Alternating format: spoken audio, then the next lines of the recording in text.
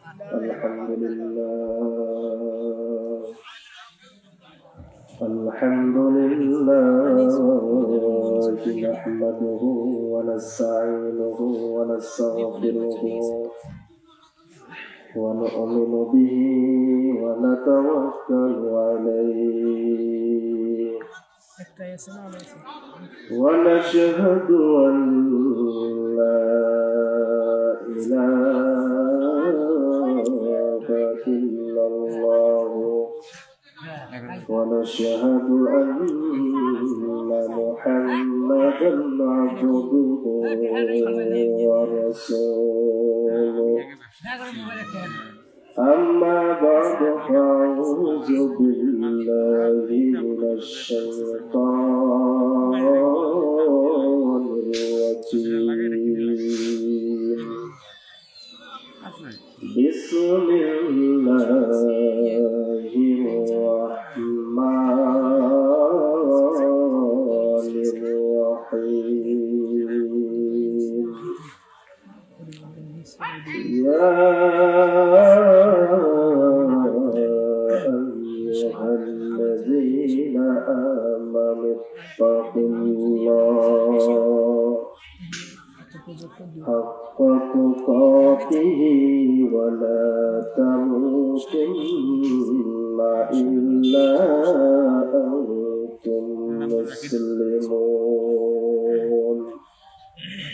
صدق الله مولانا العظيم وقال النبي صلى الله عليه وسلم لا يؤمن أحدكم حتى أكون أحب إليه من والده وولده والناس أجمعين أو قام عليه الصلاة والسلام وقال تعالى في شان حبيب محمد إن الله وملائكته يصلون على النبي يا أيها الذين آمنوا صلوا عليه وسلموا تسليما من شغل درود إبراهيم اللهم صل على محمد وعلى آل محمد كما صليت على إبراهيم وعلى آل إبراهيم إنك حميد مجيد اللهم بارك على محمد وعلى آل محمد كما باركت على إبراهيم وعلى آل إبراهيم إنك حميد مجيد رب زدني علما رب زدني علما رب اشرح لي صدري ويسر لي أمري واحلل عقدة من لساني يفقه قولي وبك نستعين يا مستعان لا إله لا إله आवाज दे बोल ला इलाहा ला इलाहा ला इलाहा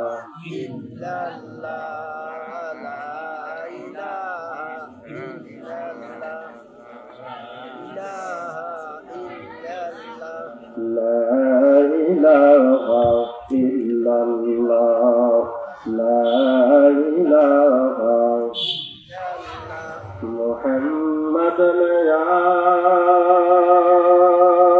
कर कफर का मिटाया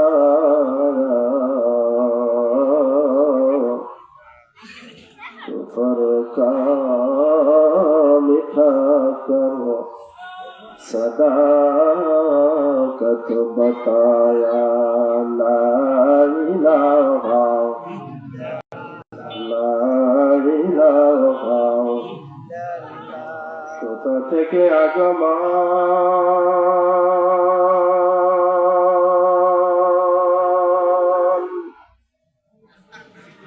কোথায় যেতে হবে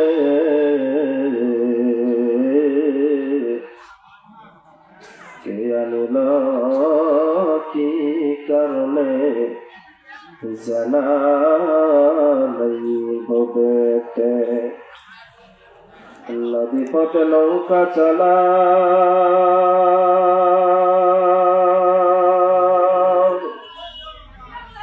ওহে মাঝি ভাই বেলা ডোবার আগে আমি ওপার যেতে চাই ডুবে গেলে সে তো আর ওঠে না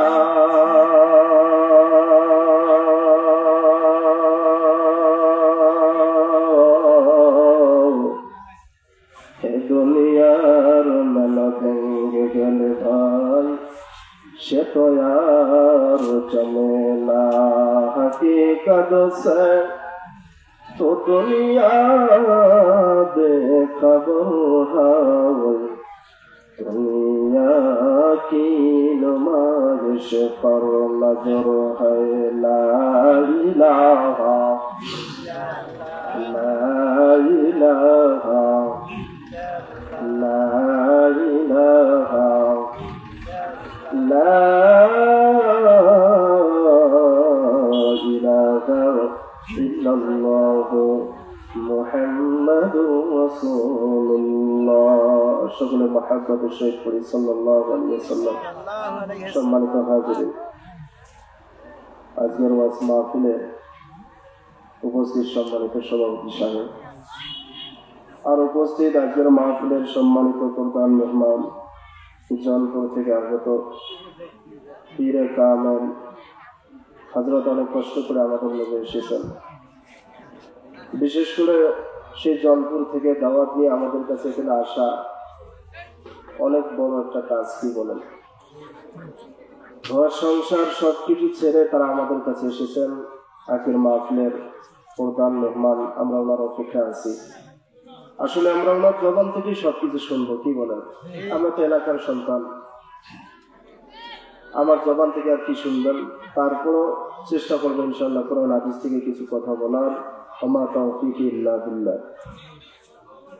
সম্মানিত হাজিরিন, আজকের মাহফিলে উপস্থিত আমার শ্রদ্ধা ভাজন মুরব্বিয়ান সমাজ, আমার সমবয়সী যুবক ভাইয়েরা, বিশেষ করে পর্দার আড়ালে শ্রবণ কথা আমার মা ও বোনেরা, আসলে আমরা সকলে মিলে দলমত নির্বিশেষে মহান আল্লাহ রাব্বুল আলামিনের দরবারে প্রাণ ভরে শুকরিয়া আদায় করি যে আল্লাহ রাব্বুল আলামিন আমাদেরকে অত্যন্ত দয়া করে মায়া করে ভালোবেসে এই দিনই মজলিসে বসা তৌফিক ইনাত করেছেন। এই জন্য আমরা প্রাণ ভরে শুকরিয়া আদায় করি। সকলে মিলে আলহামদুলিল্লাহ।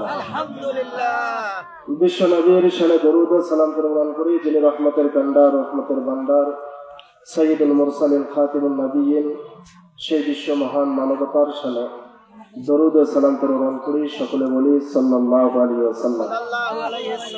সম্মানিত হাজিরিন, আপনাদের কাছে আমি সর্বপ্রথম একটা বিষয় জানতে চাই, সেটা হলো আজকে আমি যখন এখানে আসলাম তো ভাবছিলাম যে কাজ যার দ্বারা হয়, কি বলেন। আমাদের সমাজে আপনাদেরকে বলে কি জানি না, আমার ওদিকে ফেরা ফেরা মানুষের অন্যের মুখে শুনি যে ছাগলের দিয়ে কখনো হাল বাওয়া যায় না। এটা একটু মিসাল দেয় আর কি। আসলে এই দিনই পরিবেশ, কোরআন হাদিসের মাহফিলের আলোচনা করা বা এই অ্যারেঞ্জম করা, এটা কিন্তু সেই ব্যক্তিদেরই প্রয়োজন হয়, কি বলেন। কিন্তু আমি এখানে যখন আসলাম, আসার পর থেকে একটু ব্যতিক্রম। আমাদের সোনারপুরলা কলিজের ছোট ভাইয়েরা, ছোট্ট ছোট মানুষ দেখলাম, ছোট্ট ছোট মানুষ আমি যখন খানা খাইলাম আমাকে অনেক কারগুজারি শোনাইলো যে হুজুর আমার আয়োজনটা আমাদের ছিল পিকনিকের আয়োজন। বলেন সুবহানাল্লাহ। পিকনিক তারা খাইতো, আজকে এই মজলিস না হয়ে এই জায়গায় বিভিন্ন বড় বড় সাউন্ড বাজানো হইতো, ড্যান্স হইতো, ডিজে গান বাজানো হইতো। আজ আপনি আমি ঘরে বসে ঘরে শুয়েও ঘুমাইতে পারতাম না, জমিন সহ কাটতো। কথা বলেন ঠিক কিনা? এই সোনার ছেলেদের আল্লাহ তাআলা হৃদয়ের মধ্যে হেদায়েত ঢেলে দিয়েছেন, মনকে নরম করে দিয়ে তাদের মনটা ঘুরিয়ে আজকে এত সুন্দর একটা কোরআন মাহফিলের আয়োজন করেছেন। এই জন্য আমরা সকলেই শুকরিয়া আদায় করি আলহামদুলিল্লাহ, এবং তাদের জন্য দোয়া করি। আল্লাহ তাআলা জানি না এই সন্তানগুলো কোন মায়ের সন্তান, কোন মায়ের সন্তান, কারণ যে মা বাবা ভালো হয় তার সন্তান কিন্তু ভালো হয়। কথা বলেন ঠিক কিনা? বাইজিদ মুস্তামি রহমতুল্লাহ আলাইহির মা ছিল ভালো, বাইজিদ ভালো। খাজা মঈনুদ্দিন চিশতি রহমতুল্লাহ আলাইহির জীবন ইতিহাস খুঁজে দেখেন, তার মা ছিল ভালো। আশরাফ আলী থানভী রহমতুল্লাহ আলাইহি তার জীবনী পড়ে দেখেন, তার মা ছিল ভালো। বিধায় এই সন্তানগুলো ভালো হয়েছে। আমার মনে হয় যারা এই মাহফিলের আয়োজন করেছে, যে সন্তানরা, যে আমার স্নেহের ছোট ভাইয়েরা, তাদের মা বাবার জীবনটা বড় ধন্য। বলেন সুবহানাল্লাহ। এই জন্য আমরা সকলে খুশি তো ইনশাআল্লাহ। এই জন্য আমি দেখতেছি অনেকে অনেক দূরে দূরে বসে আছেন। আমি শুরুতে বলছিলাম আমার সঙ্গে কিন্তু হুঁকারি দিতে হবে। আমি যখন ছোট্ট মানুষ ছিলাম, ঠিক এই সময় যখন ধান কাটাকাটি হইতো, খেয়ার ছড়িয়ে ছিটিয়ে দেওয়া রাখতো, ওখানে রাতের পর রাত মানুষ শুয়ে শুয়ে কেচ্ছা গাইতো। কি বলেন? কেচ্ছা। ওই যিনি কেচ্ছা গাইতো, জাডো বা চাচা বা দাদা, মাঝে মাঝে হু বলতে হয়, হু হু। যদি হু না বলেন দেখবেন না কেচ্ছা থামিয়ে গেছে। কি দাদা কন্যা খায় তাই বেটা হু হা কিছু করছিল, মইরে গেছিস না, আসলে আমি তো যাই নিয়ে না, কুমুদে কারে সোনা মুদে কারে।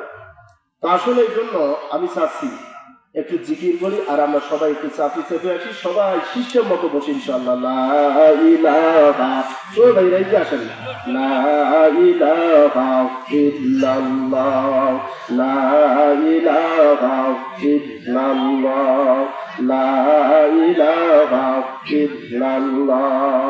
ওই ভাইরা বলে যে করছে যে ভাই আমরা সামনে আগাইতাম না, আপনি কি করতেন ভাই? অনুরোধ করে গিয়ে একটু আগান। লা ইলাহা ইল্লাল্লাহ, লা ইলাহা, লা ইলাহা ইল্লাল্লাহ মুহাম্মাদুর রাসূলুল্লাহ। দাদা বললেন নাকি একটু উঠে বসাইলাম। ঠান্ডার দিন অনেকে কয় যে হুজুর এত শীতের মধ্যে বসে জায়গাটা উঁচু দিয়ে একটু গরম বানাইলাম, আপনি সে জায়গাটা শেষ করে দিলেন, লস করলেন। ভাই লস করি নাই, আল্লাহর দোহাই লাগে ভাই, লস করি নাই। কারণ যে মজলিসের মধ্যে আপনি বসেছেন, এই মজলিসের মধ্যে অনবরত আল্লাহ তাআলার রহমতের ফেরেশতা বর্ষণ হচ্ছেন। এই মজলিসটাকে ভিডিও করতেছেন, রেকর্ড করতেছেন, আল্লাহর কাছে সংবাদ পৌঁছাইতেছেন। আপনি যেই জায়গায় বসেছিলেন ভাই, কাল কিয়ামতের ময়দানে এই জায়গাটা আপনার পক্ষে সাক্ষী দিবে। বলেন সুবহানাল্লাহ। আবার জায়গা স্থানান্তর করে আরেকটি জায়গায় আসলেন, এই জায়গাটা আপনার পক্ষে সাক্ষী দিবে। আপনি হলেন দুইটা জায়গার মালিক। কয়টা জায়গার মালিক? দুইটা জায়গার মালিক। এই জন্য খুশি হলেন না বাজার হলেন? আলহামদুলিল্লাহ। সম্মানিত হাজিরিন, সময় স্বল্প, পীর সাহেব হুজুর কিছুক্ষণের মধ্যে আসবেন। আমার হাতে বেঁধে দিয়েছেন সময় যে আপনার এতটার মধ্যেই শেষ করতে হবে।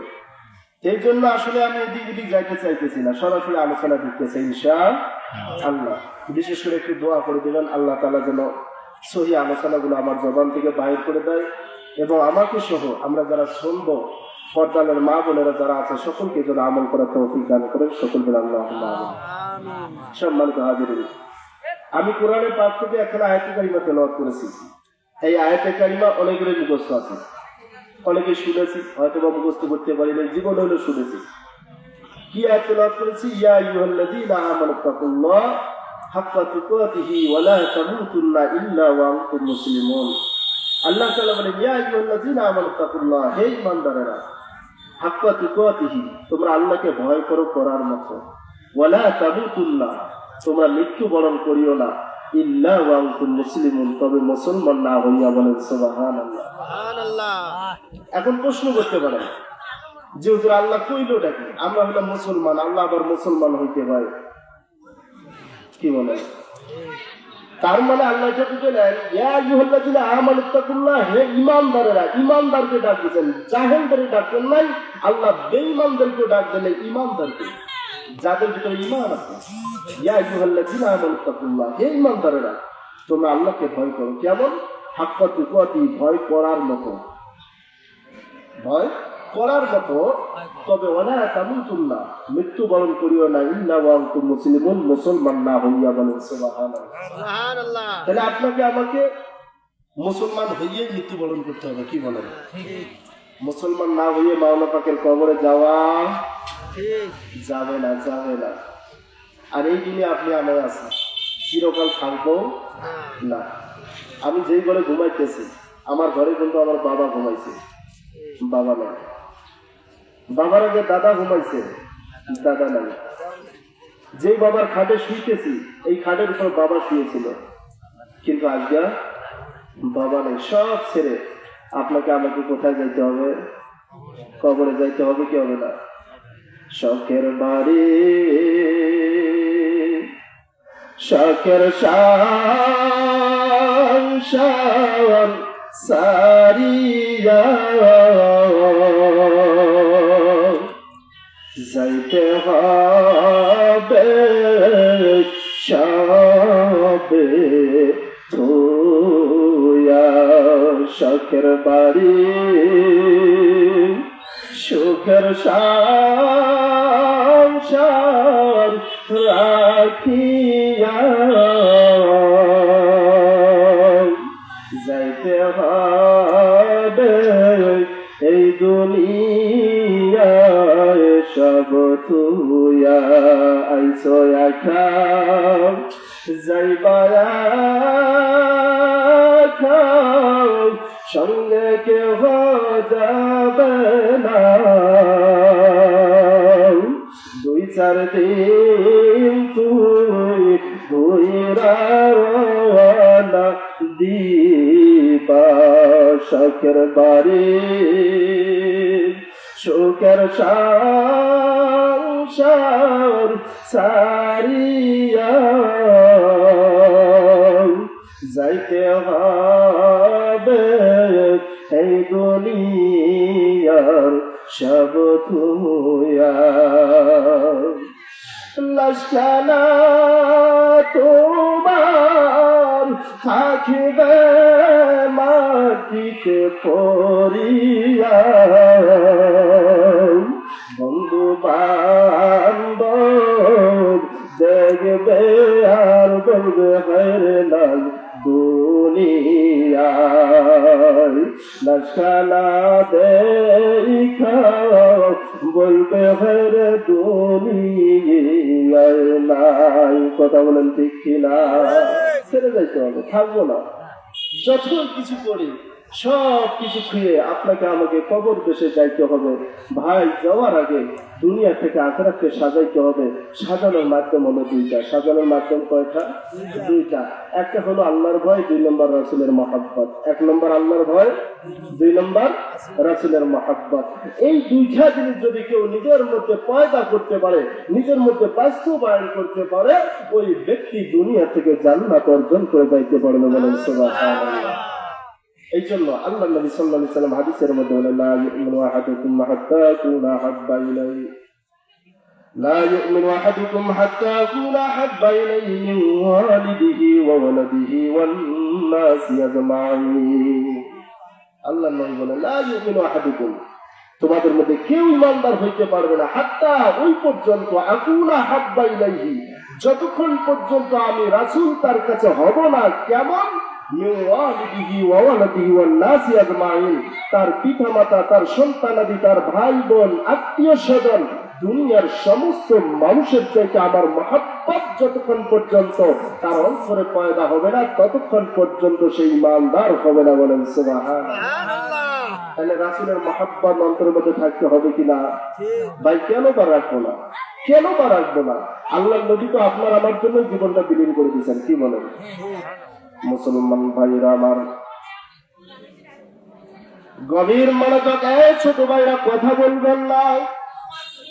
আল্লাহ রাব্বুল আলামিন এই দুনিয়ার মধ্যে বিশ্ব নবী পয়গম্বর মুহাম্মদুর রাসূলুল্লাহ সাল্লাল্লাহু আলাইহি ওয়াসাল্লাম, আল্লাহর পয়গম্বর মুহাম্মদকে এমন এক সময়ের মধ্যে এই দুনিয়ার মধ্যে প্রেরণ করেছেন যেই সমাজের মানুষগুলো মানুষ ছিল না, যেই সমাজের নারীগুলো কোনো নারী ছিল না।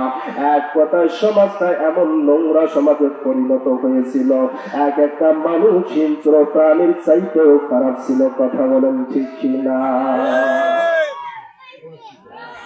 মুসলমান বাবাজিরা, ওই সমাজের মধ্যে ওই সন্তান, যেই মা তার সন্তানকে জন্ম ধারণ করেছিল, ওই সন্তানটা মায়ের সঙ্গে জেনা করত, বুঝতো না আমার মা।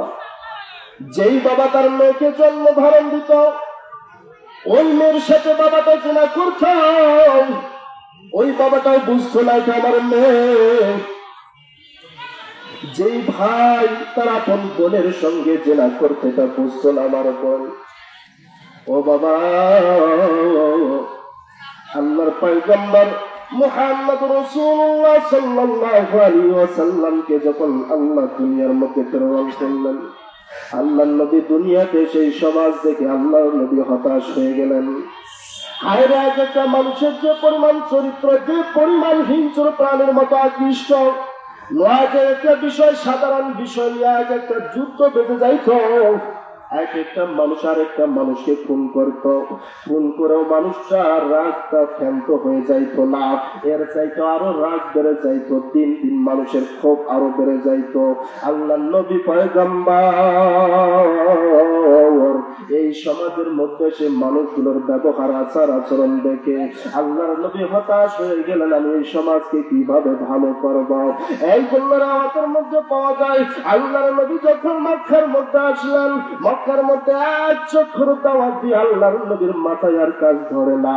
হায়রে, আমি এই মানুষগুলোকে কিভাবে শব্দের রূপান্তরিত করি, এই অসভ্য মানুষগুলোকে কিভাবে সভ্য বানানো যায়, এই জাহেল মানুষগুলোকে কিভাবে শিক্ষিত করা যায়।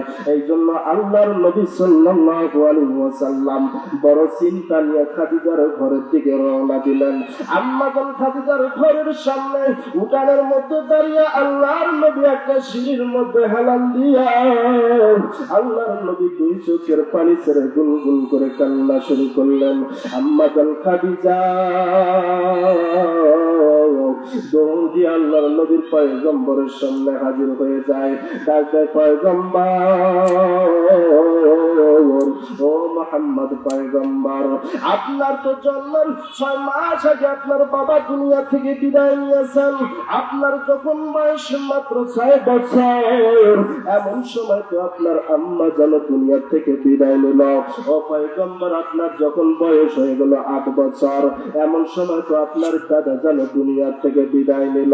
আপনি আপনার চাচা আবু তালেবের কাছে লালিত পালিত হইয়া, আমি খাদিজাকে, আপনি একটা বিধবা নারীকে, আপনি একটা 25 বছরের যুবক, 40 বছরের নারীকে বিবাহ করলেন। হয়তোবা আপনার কাছে মনে হইতেছে এটা মনে হয় বড় একটা অপরাধ করেছেন। সমাজের মানুষ মনে হয় আপনাকে মনে হয় ধিক্কার জানাইতেছে, এই কারণে মনে হয় আপনি দুই চোখের পানি ছেড়ে কান্না করতেছেন। বলেন সুবহানাল্লাহ। আল্লাহ রাসূল শুয়ে গেছেন ফুলের বাগানে, নবীর নাম শুনি কানে, তারে দেখিনি জীবনে, নবীর নাম শুনি কানে, তারে দেখিনি জীবনে। বলা যাবে না, বলা যাবে না। নবীর প্রেম নিয়ে, নবীর ভালোবাসা নিয়ে আমার সঙ্গে গান তো দেখি। আল্লাহর নবী শুয়ে গেছেন ফুলের বাগানে, নবীর নাম শুনি কানে, তারে দেখিনি জীবনে, নবীর নাম শুনি কানে, তারে দেখিনি জীবনে। ওরে আকাশের পাখি কার লাগিয়া করো দেখা দেখি, অতুই আকাশে তাকিয়া বুঝি, অতুই আকাশে তাকিয়া বুঝি, পাইছ নবীর, নবীর নাম শুনি কানে, তারে দেখিনি জীবনে, নবীর নাম শুনি কানে, নবীর নাম শুনি কানে, নবীর নাম শুনি কানে তার দেখিনি জীবনে। দেখতে মন চাই কি চায় না? ওরে নবীর পানি কার লাগিয়া করো ছুটা ছুটি, তুই নদীতে থাকিয়া বুঝি, তুই নদীতে থাকিয়া বুঝি পাইছ নবীর, নবীর নাম শুনি কানে তার দেখিনি জীবনে, নবীর নাম শুনি কানে তার দেখিনি জীবনে। ওরে আকাশের তারা কার লাগিয়া এত হারা, তুই আকাশ তাকিয়া বুঝি, তুই আকাশ তাকিয়া বুঝি পাইছ নবীর, নবীর নাম শুনি কানে তার দেখিনি জীবনে, নবীর নাম শুনি কানে তার দেখিনি জীবনে। বলেন আল্লাহু আকবার। আম্মা খাদিজাতুল কুবরা রাদিয়াল্লাহু তাআলা আনহা যাইতে পয়গম্বর, মনে হয় আপনি আমাকে 40 বছর একজন বিধবা নারী, এই নারীকে মনে হয় আপনি বিবাহ করে বড় বড্ড ভুল করেছেন। সমাজের মানুষ মনে হয় আপনাকে অপবাদ দেয়, মানুষের কাছে মনে হয় আপনি মুখ দেখাইতে পারেন না, এই জন্য মনে হয় আপনি কান্না করতেছেন। আল্লাহর নবী আরো জোরে ফুফায়া ফুফায়া কান্না করে। আম্মা জান খাদিজা ডাক দেয়, নবী গো, আপনাকে এই কথা বলে মনে হয় আমি ভুল করেছি, আপনি মনে হয় আমার জন্য কান্না করতেছেন। আল্লাহর নবী দুই চোখের পানি ছেড়ে ডাক দেয়, খাদিজা রে, তোমাকে বিধবা একজন নারী বিবাহ করার কারণে আপনি কান্না করি না। খাদিজা ডাক দেয়, পয়গম্বর তাহলে আপনি কেন কান্না করেন একটু বলেন না। আম্মা জান বারবার জিজ্ঞাসা করে কিন্তু নবী বলে না। এইবার খাদিজা ডাক দেয়, ও পয়গম্বর আমি বুঝেছি, আমার মা এখন বুঝেছে, মনে হয় আপনি কান্না করতেছেন, আপনার মা তো দুনিয়া থেকে বিদায় নিয়েছেন, আপনার বাবাও দুনিয়া থেকে বিদায় নিয়েছে, আপনার দাদাও তো দুনিয়া থেকে বিদায় নিয়েছেন, মনে হয় আপনার মনের মধ্যে আপনার বাবার কথা মনে পড়েছে, আজকে আপনার মায়ের কথা মনে পড়েছে, এই জন্য মনে হয় আপনি কান্না করতেছেন। আল্লাহর নবী ডাক দেয়, ও খাদিজা রে, তুমি পাগলামি করো না, আমার মায়ের জন্য আমি পয়গম্বর কাঁদি না রে খাদিজা, আমি বাবার জন্য কাঁদি না,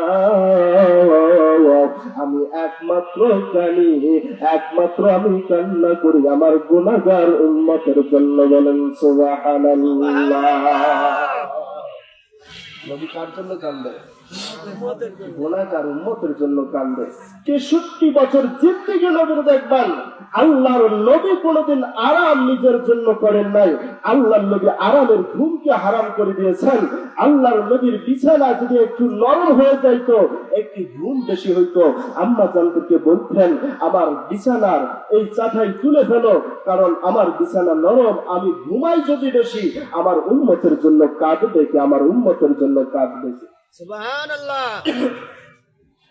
সম্মানিত হাজিরিন, আল্লাহর নবী 63 বছর দুনিয়াতে থেকে কাঁদলেন।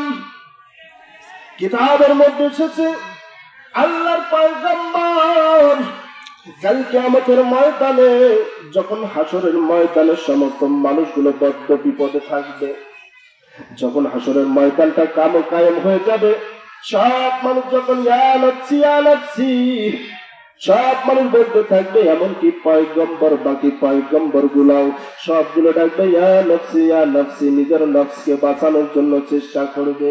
এমন সময়ের মধ্যে আমার আল্লাহ রাব্বুল আলামিন যখন বিচারের ময়দান কায়েম করবে, এই ময়দান কায়েম করার পর যখন জিবরাইল আলাইহিস সালামকে বলবে যাও যাও আমার পয়গম্বর মুহাম্মদকে নিয়ে আসো, যখন বিশ্ব নবী মুহাম্মদুর রাসূলুল্লাহ আনার জন্য যাবেন, আল্লাহর পয়গম্বরের সামনে যখন জিবরাইল আলাইহিস সালাতু ওয়াস সালাম পর মারবেন, মারার সঙ্গে সঙ্গে আল্লাহর নবী কবর থেকে উঠবেন, ওঠার সঙ্গে সঙ্গে ওই বিশ্ব নবী সাল্লাল্লাহু আলাইহি ওয়াসাল্লাম ইয়াবকি ওয়া ইয়াকুমু, আল্লাহর নবী কাঁদতে কাঁদতে কবর থেকে উঠবেন। বলেন সুবহানাল্লাহ। কবর থেকে কাটতে কাটতে উঠবেন। রেওয়াতের মধ্যে আছে বিশ্ব নবীর ডান পাঁজরের মধ্যে কাদা মাখা থাকবে। জিবরাইল আলাইহিস সালাম জিজ্ঞাসা করবেন, পয়গম্বর আপনার ডান কানে কাদা কেন, কারণটা কি? আল্লাহর নবী ডাক দিয়ে বলবেন, ভাই জিবরাইল তুমি তো জানো, তুমি তো দুনিয়ার যত পয়গম্বর ছিলে সব পয়গম্বরের মধ্যে কতবার আছো আমি জানি না, কিন্তু আমি মুহাম্মদের কাছে তো তুমি 24,000 বার এসেছো। বলেন সুবহানাল্লাহ। ও ভাই জিবরাইল, 24,000 বার দুনিয়াতে থাকতে তোমার সাথে আমার সাক্ষাৎ হয়েছে, 24,000 বার তুমি আমার সম্পর্কে জানো, কিন্তু আজকে কবরের মধ্যে আমার ডান পাঁজরের মধ্যে কাদা মাখাও। কেন কাদা মাখা জানো? ওই গুনাহগার উম্মতের জন্য আমি পয়গম্বর কবরে শুয়ে শুয়ে কান্না করেছি। বলেন সুবহানাল্লাহ। আর নবীর উম্মতেরা রে, ও পর্দার মা গো, নবীর মনোযোগ দিয়ে শোনেন গো মা, কোন নবীর সুন্নাত মানতে চাও না, কোন নবীর আদর্শ ভালো লাগে না গো মা? আজকে পর্দার মা বোনদেরকে বলে যাই, আজকে নবীর আদর্শ তাদের কাছে এত পরিমাণ খারাপ লাগে। দিলে নবীর আদর্শ কেন মানবো, কেন বা বোরকা পরবো, কেন বা পর্দা করবো, এটা কেন করার দরকার? আল্লাহ নবী কেন এই নারীদেরকে ঘরের মধ্যে ঢুকাইয়েছেন? কথা বলেন ঠিক কিনা? আজ মিছিল করে কি করে না, সমান অধিকার চায়। কি চায়? সমান অধিকার চায়। আমাদের মা বোনেরা কি চায়? সমান অধিকার চায়। যে একটা পুরুষের যে পরিমাণ অধিকার একটা নারী ওই অধিকার চায়। আচ্ছা আপনারা তো বুঝলে হলাম মানুষ, এখানে যারা আছেন দুই একজন তো ময়মুরব্বী আছেন সমাজের মধ্যে বিচার করার মতো। কি বলেন? আপনাদের বিবেকের কাছে আমি একটা বিচার দিয়ে যাই। আমাদের সমাজের মধ্যে যেমন আমি মোটরসাইকেল ড্রাইভিং করে আছি, বলেন তো দেখি মোটরসাইকেল চাকা কয়টা? 2টা চাকা, সামনে একটা চাকা, পিছনে একটা চাকা। পিছনে চাকা বাদ দিলাম, সামনের চাকাটা ধরলাম। সামনের চাকার মধ্যে কয়টা জিনিস আছে? 3টা জিনিস। কয়টা? একটা হলো টায়ার, আর একটা টিউব, আর একটা রিং। কি বলেন? আচ্ছা বলেন ভিতরের জিনিস কোনটা? টিউব না টায়ার? টিউব। এখন যদি আমি বলি যে আমি তো চলে আছি, টিউব ভিতরে ছিল, টায়ারটা বাইরে ছিল, আমি যাওয়ার পথে উল্টা করে দেবো। মেকারকে বলবো আমার টিউবটা বাইরে দাও, টায়ারটা ভিতরে ঢুকে দাও। আচ্ছা বুঝে থাকলে বলুন, এই গাড়ি নিয়ে আমি কি আপনাদের কালীগঞ্জ বাজার পার হইতে পারবো? কেন? লিক আছে, বাস্ট হয়ে যাবে। কি বলেন? এই জন্য আজকে বুঝবেন পুরুষ জাতি হলো বাহিরের জাতি, কিন্তু মা জাতি হলো ভিতরের জাতি। কথা বলেন ঠিক কিনা? আজকে যখন মা জাতিরা স্লোগান দেয় আমরা ভিতরে থাকবো না, বদ্ধ ঘরে থাকবো না, গর্ব এবার জগৎটাকে দেখবো, যখন এই স্লোগান যখন দিতে চায়, এই ভিতরের নারীরা যখন রাস্তায় চলে যায়, রাস্তায় যাওয়ার সঙ্গে সঙ্গে যখন আমার যুবক ভাইয়েরা এই নারীদেরকে নিয়ে ইফতিজিং করে, এই নারীদেরকে ধর্ষণ করে, এই নারীদেরকে লক্ষ্য করে যখন তারা শীষ মারে, আজকে সমাজের মধ্যে মামলা দেওয়া হয়, হামলা দেওয়া হয়, আমার যুবক ভাইদেরকে নিয়ে জেলখানা কারাগারে রেখে যাবজ্জীবন কারাদণ্ড করা হয়, আমার যুবক ভাইদেরকে শাস্তি দেওয়া হয়। বলেন তো এই সমাজকে নোংরা করার পিছনে আমার যুবক ভাইয়ের দোষ নাই, সমাজের মা বোনদের দোষ। কাদের দোষ? মা বোনদের দোষ। আরো সহজে বোঝেন, বিড়ালের সবচেয়ে পছন্দ জিনিস কোনটা? কি? পোড়া মাছ, অর্থাৎ যেটা আমরা শুটকি বলি। কি বলেন? আপনি বাজার থেকে শুটকি কিনে এনে বিড়ালের একটা মাথা থেকে নিয়ে পাছা পর্যন্ত সুন্দর করে লেভেল ফিলিং করলেন, বাবাজি তোর আব্বু কই? খবরদার, আমার চোখের নিচে খাটের নিচে শুটকি মাছ রাখছি, তুই এই শুটকি খাবি না।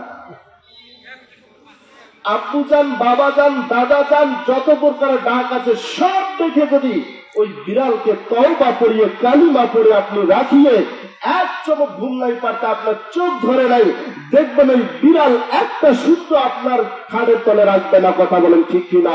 আজকের সমাজের মধ্যে যুবক ভাইরা, এই নারীরা যখন বেহায়া নির্লজ্জ ভাবে যখন রাস্তায় বের হয়, আমাদের সমাজের যুবক ভাইরা যখন দৃষ্টি দেয় এই নারীদের প্রতি যদি আক্রমণ করে, আজকে আমাদের সমাজের যুবক ভাইরা খারাপ হয়ে যায়। কথা বলেন ঠিক কিনা? এই জন্য মা বোনদেরকে বলি গো মা, আলোচনা রাখছি কোথায় মনে আছে তো, মনে রাখবেন আবার, খাম খালি হইল না। মা বোনদেরকে বলে যাই গো মা, মন খারাপ করার কোনো কারণ নাই। হয়তো বা ভাবতে পারেন যে মাওলানা রুহুল আমিন সাহেব কোথায় কোচাকাটা থানা থেকে এসে আমাদের এখানে উল্টা পাল্টা কথা বলে গেল গো মা। ও মা, এটা আমার জন্য বলিনি, এটা শুধু তোমার জন্য বলি গো মা। আজকে সমাজ ঠিক করার জন্য, আজকে সমাজকে একটা উপহার দেওয়ার জন্য, এই সমাজটা সুশীল সমাজে রূপান্তরিত করার জন্য এই জগতের মধ্যে একটা মায়ের যথেষ্ট। কথা বলেন ঠিক কিনা? একটা মা, বেশি না। একটা মা যদি হয়, একটা মায়ের গর্ভ থেকে যদি একজন বাইজিদ যদি জন্ম নেয় এই জামানার মধ্যে, এই বাইজিদের হাতে লক্ষ লক্ষ কোটি মুসলমান, লক্ষ লক্ষ হিন্দু, বৌদ্ধ, ইহুদি, খ্রিস্টান তারা ধর্ম অবলম্বন করে ইসলামের সুশীলতা চলে আসবে। আসবে কি আসবে না? কিন্তু তা নয়। দেখবেন আজকে আমাদের সমাজের নারীরা, আগে দেখতাম আমাদের মা বোনদের পোশাক ছিল গোল, আমাদের জুব্বার মতো, কি বলেন, নিচে ছাক পা পর্যন্ত। এখন দিন যথায় যাচ্ছে নারীদের পোশাক উপরে উঠছে, পুরুষের সবার পোশাক নিচে যাচ্ছে। কথা বলেন ঠিক কিনা? ন্যাংটা পরিবেশ। যে যত চিপা করতে পারে সে তত মনে করেন রাঙ্গে চলে যায়। কথা বলেন ঠিক কিনা? আটার ভাব ভঙ্গিমা দেখলে মনে হয় যে হুর গেলে, মানে ওই যে ভাই বলতেছে ম্যাজিস্টারও কি ফেল। এই জন্য মা বোনদেরকে বলি গো মা, যদি নিজের জীবনকে যদি বাস্তবায়ন করতে চাও গো মা, পাতালের বলে রাখ, ভালো করে গভীর মনোযোগ দিয়ে শোনেন গো মা, তুমি চিরকালেই দুনিয়ার মধ্যে থাকবা না গো মা।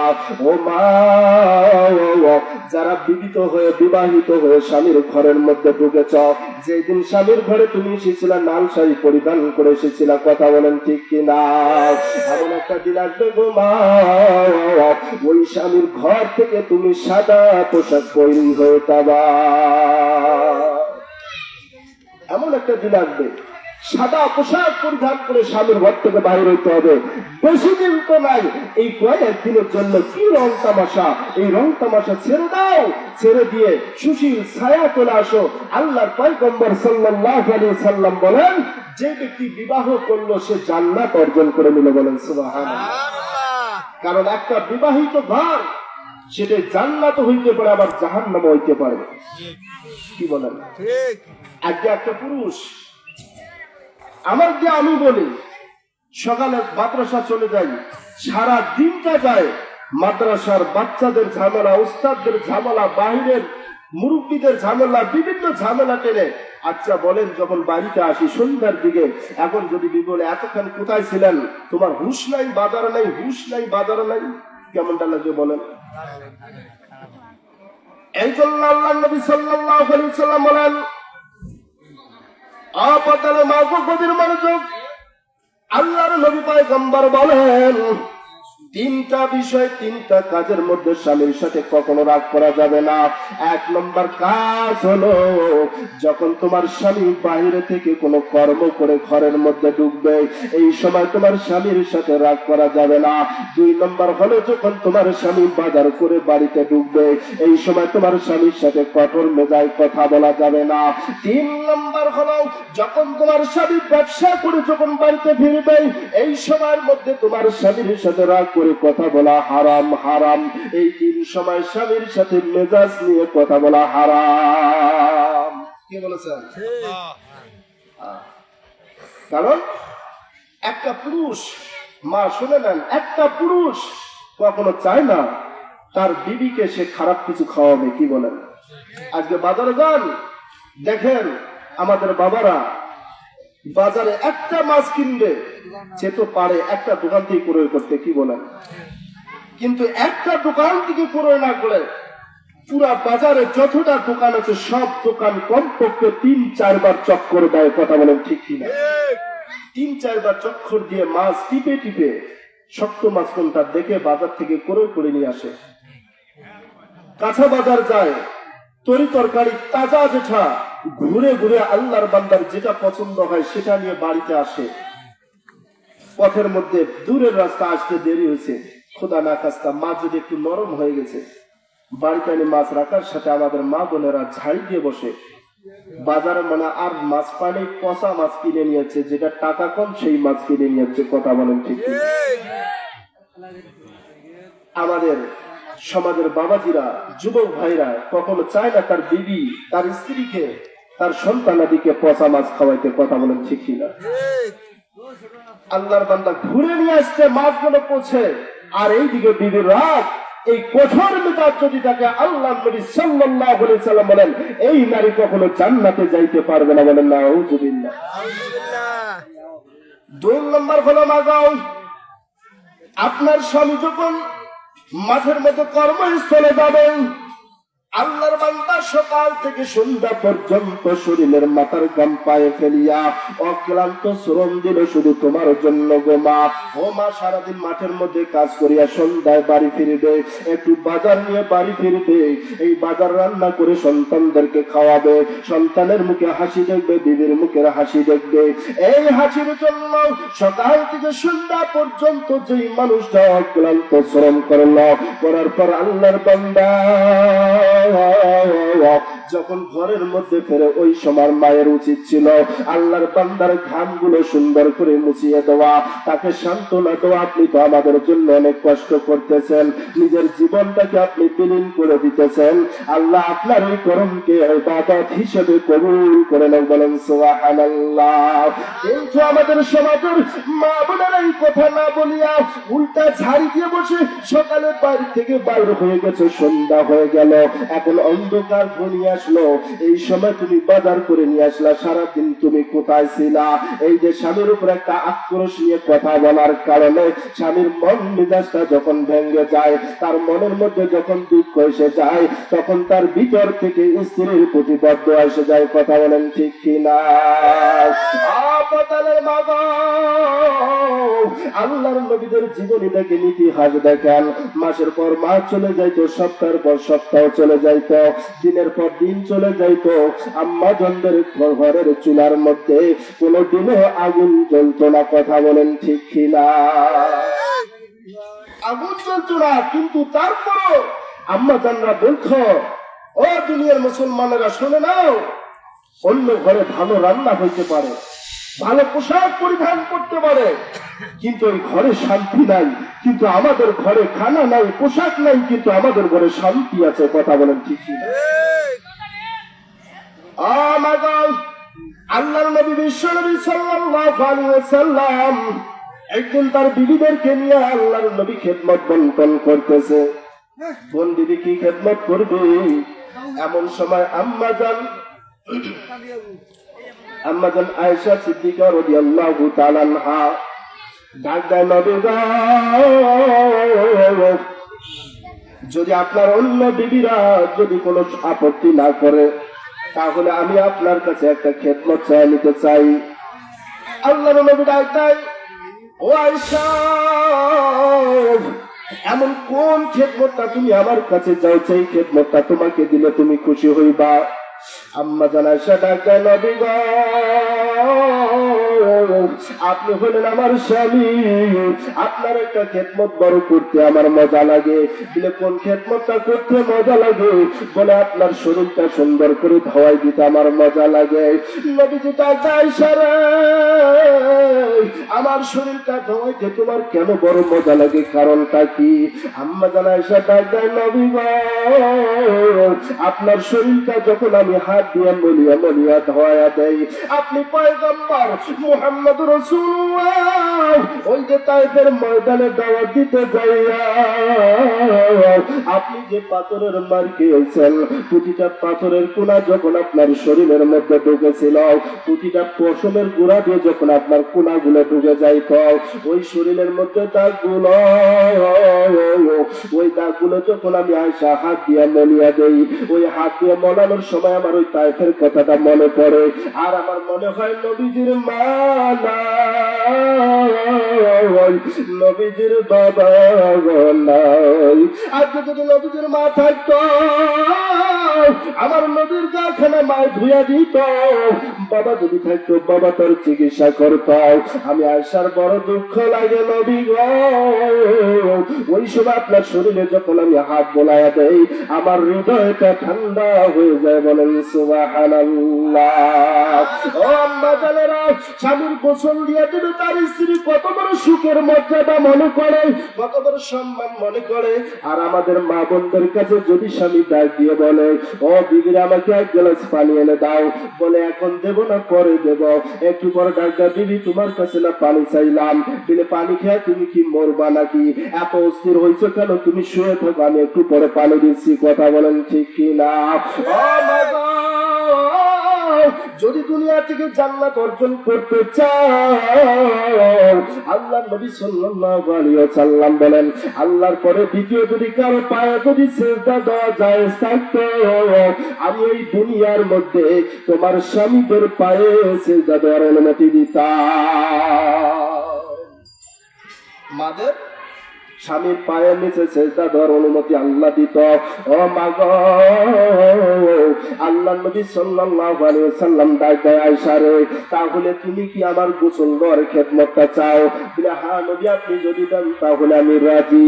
আল্লাহর নবী অন্য বিবিদেরকে ডাক দেয়, ও বিবিরা রে, আয়েশা বড় ছোট মানুষ, কারণ আমি তাকে বিবাহ করেছি মাত্র 6 বছর বয়সে, আর সংসার শুরু করলাম মাত্র 9 বছর বয়সে। বলেন সুবহানাল্লাহ। আম্মা জান আয়েশার বয়স কত ছিল? 6 বছর বয়সে বিবাহ করছে। এখানে একটা কথা বলে যাই, অনেক সময় দেখবেন আমাদের সমাজের মধ্যে বাল্য বিবাহ প্রতিরোধের একটা বিশাল চক্র আছে। আছে কি আছে না? আবার নাম্বার দেওয়া আছে, খালি ফোন দেওয়া দিয়ে মাত্র, ফোন দেওয়া মাত্র দেখবেন পুলিশের গাড়ি চলে আসে। আর কিসের বিয়ে হচ্ছে? বাল্য বিবাহ হচ্ছে। বাল্য বিবাহ 18 বছর বয়স হইতে হবে, তারপরে নাকি বিবাহ হয়। কথা বলেন ঠিক কিনা? 18 বছর একটা মেয়েকে আপনি ঘরে রাখিয়া মেয়েটাকে দামড়া বানাইলেন। এই মেয়েটা তো ঘরে থাকে না, এই মেয়েটা রাস্তায় ঘুরে, এই মেয়েটা বদমাইশ, মেয়েটা অন্য ছেলের প্রতি নজরটা সম্পর্ক করায়, গড়ার কারণে আজকে ধর্ষিত হয়ে মেয়েটা। আর বাবা বুক ফুলিয়ে বলে আমার মেয়ের 18 বছর এখনো বয়স হলে আমি বিবাহ দেবো না। বদমাইশ! শরীয়ত কখনো এটা বাধা করে না। শরীয়ত বলে মেয়ে বালক হয়েছে, মেয়েকে বিবাহ দেয়। বলেন সুবহানাল্লাহ। আল্লাহর নবীর মেয়ে ফাতেমার বিবাহ হয়েছে কয় বছরে জানেন? 13 বছর। যখন 13 বছর হয়েছে, আল্লাহ নবী চিন্তা শুরু করে দিচ্ছেন যে আমার নবীর বয়স 13 বছর, এখন আর ঘরে রাখা দেবে না, বিবাহ দেব। আল্লাহ নবী আলীকে ডাক দিচ্ছিল, আলী, আমার ফাতেমাকে বিবাহ দিতে চাই, তুমি পাত্র খোঁজো।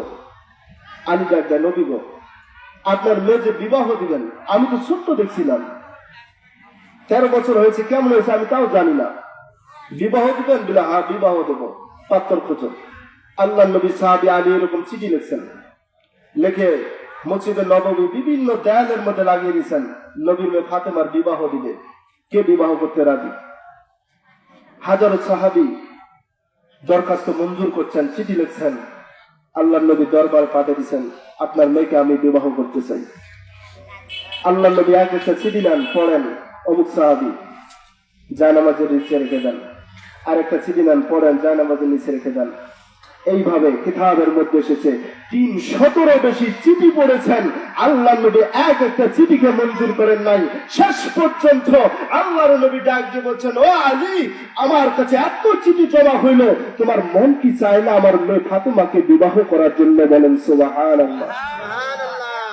আমার মেয়ে ফাতেমাকে কি বিবাহ করতে তোমার মন চায় না? আলী রাদিয়াল্লাহু তাআলা আনহু ডাক দেন, নবী গো, কেমনে বিবাহ করতাম? আমি তো একটা গরিব সাহাবী, আমার মা নাই, বাবা নাই, সব মক্কায় রেখে আসছি, হিজরত করে আপনার মদিনায় এসেছি, আপনার ঘর থেকে রান্না হয়ে যদি এক মুঠো দেন আমি খাই, আপনার ঘরের উঠানে যদি একটু জায়গা দেন শুই, না হয়তো আমার গায়ে একটা চাদর আর একটা পরনের লঙ্গি, দুইটাই আমার সম্বল, চাদরটা মাথার নিচে যাই, রাস্তার মধ্যে ঘুমিয়ে যাই, আপনার মেয়ে ফাতেমারে বিবাহ করবো, কোথায় রাখবো? আমার তো সম্বল নাই, নাই ঘর, বিবাহ করে কোথায় উঠাবো, আমি কোথায় রাখবো, আমার তো সম্বল নাই।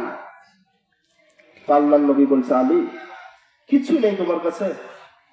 বলে, ইয়া রাসূলুল্লাহ, ওই যে উহুদের ময়দানে যুদ্ধ করতে আমি 2টা গনিমতের মাল পেয়েছি। বলে, কি পাইছো? বলে একটা আমি ঢাল পেয়েছি আর একটা তলোয়ার পেয়েছি, বলেন সুবহানাল্লাহ। তালি এই দুটো বিক্রি করা যায় না? তালি কান দিয়ে বলছে, ইয়া রাসূলুল্লাহ, সম্বল দুইটা, ইমানকে তাজা করার জন্য, ইমানকে নবায়ন করার জন্য আপনি যদি আজকে যুদ্ধের ময়দানে ডাক দেন, আমি যুদ্ধের ময়দানে যাব, আমার একটা তরবারি থাকবে, একটা ঢাল থাকবে, তরবারি দিয়ে বেঈমানকে কোবাবো, ঢাল দিয়ে নিজেকে আত্মরক্ষা করব। দুইটা যদি আমি বেঁচিয়ে ফেলি, যুদ্ধের ময়দানে গিয়ে আমি বেঈমানদের সাথে কি দিয়ে যুদ্ধ করবো? ইয়া রাসূলুল্লাহ, এটা আমার শেষ সম্বল, আমি কি করে বিক্রি করতে পারি? বলেন সুবহানাল্লাহ। বাবাজিরা, যাদের ঘরে মেয়ে আছে আমি তাদেরকে বুঝানোর জন্য বলছি, আল্লাহর নবী ডাকতেন, আলীরে তোমার দুইটা সম্বল, একটা হলো তরবারি আর একটা ঢাল। এই তরবারি তুমি বেঈমানদেরকে হত্যা করবা, আর এই ঢাল দিয়ে তুমি নিজেকে আত্মরক্ষা করবা। এই জন্য তুমি সম্পদ বিক্রি করতে চাইতেছ না। ওয়ালি, আমার ফাতেমা যে কি সম্পদ তুমি তো জানলা না। ও আলী রে, আমার ফাতেমা কি জিনিস তুমি জানলা না। আমার ফাতেমা তো কোনো সাধারণ নারী হবে না, আমার ফাতেমা তো হবে সকল নারী জান্নাতীওয়ালা নারীদের সর্দানি। বলেন সুবহানাল্লাহ। আলী রাদিয়াল্লাহু তাআলা কয়, না, এই দিয়ে ছাড়বো না, এটা একটা সুযোগ। কি বলেন? আল্লাহ নবীর ডাক দেয়, ও নবী গো, এই ঢাল আর তরবারি কোথায় বিক্রি করব? কে বা কয় টাকা দিয়ে নিবে? এই টাকা দিয়ে আমি আপনার মেয়েকে কেমনে বা ঘরের মধ্যে উঠাবো? আল্লাহর নবী ডাক দেয়, যাও, ওই যে মদিনার বাজার রয়েছে, মদিনার বাজারের মধ্যে যাও, যে টাকা বিক্রি হয় ওই টাকা দিয়ে তুমি সুন্দর করে তোমার বিবির জন্য আলতা কিংবা ছোট কিংবা নির্দিষ্ট পাউডার যত প্রকার আছে সব কিছু কিনে তোমার বিবির জন্য নিয়ে আসবা। আমার মেয়ে ফাতেমাকে রাজি সন্তুষ্ট করার জন্য নিয়ে আসবা। ও আলী রে, তবে অল্প কিছু সম্পদ তুমি এড়িয়ে রাখবা, যে সম্পদটা আমার মেয়ে ফাতেমার মহরানার জন্য তুমি দিবা। বলেন সুবহানাল্লাহ। আমাদের সমাজ কি কয়? একটা মেয়ে বিবাহ দিতে গেলে সর্বপ্রথম দেখে ছেলে কি করে।